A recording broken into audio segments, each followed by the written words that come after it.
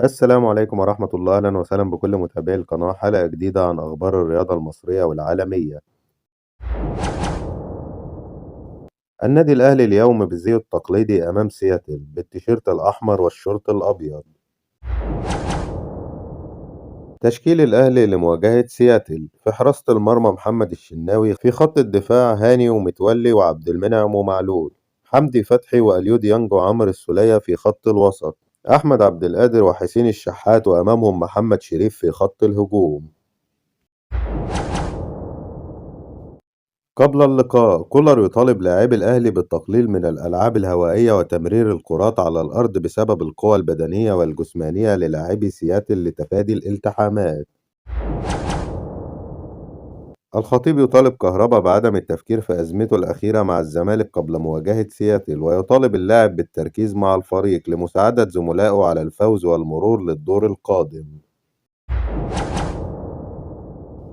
سيد عبد الحفيظ: كأس العالم للأندية بالنسبة للأهلي يبدأ أمام سياتل سواندرز، لسنا معتادين على المشاركة في البطولة من الدور الأول، سنواجه خصما مختلفا وفي مستوى عالي وعلينا تقديم أداء جيد.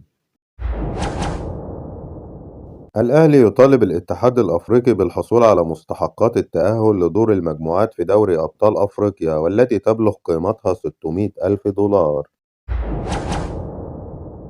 زكي عبد الفتاح: اللياقة البدنية ستمثل نقطة ضعف للفريق الأمريكي في مواجهة الأهلي، فالفريق لم يخوض أي مباراة رسمية منذ 3 شهور ماضية.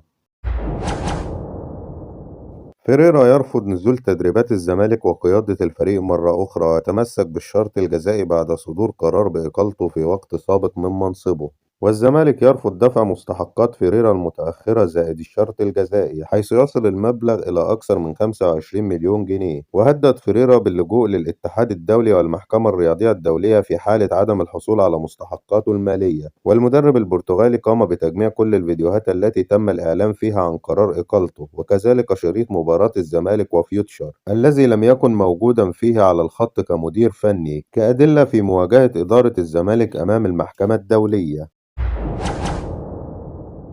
جمال علام رئيس الاتحاد المصري لكرة القدم بالمغرب لدعم الأهلي أمام بطل الكونكاكاف وحضور اجتماع الفيفا. المتحدث الرسمي باسم نادي ميتلاند الدنماركي: عقد إمام عاشور ليس به أي بند يتيح للزمالك الحصول على نسبة من بيع اللاعب في المستقبل.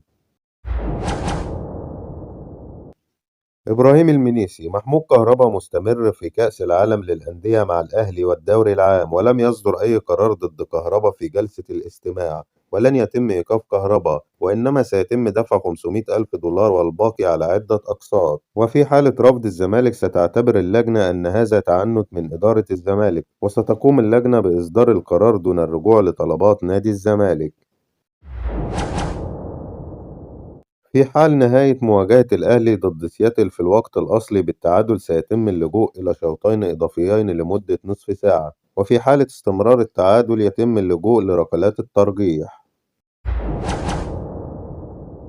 انتهت أخبارنا. لو لسه ما اشتركتش في القناة اشترك وفعل زرار الجرس علشان يوصلك فيديوهاتنا الجديدة. ادعم الفيديو بلايك، والسلام عليكم ورحمة الله.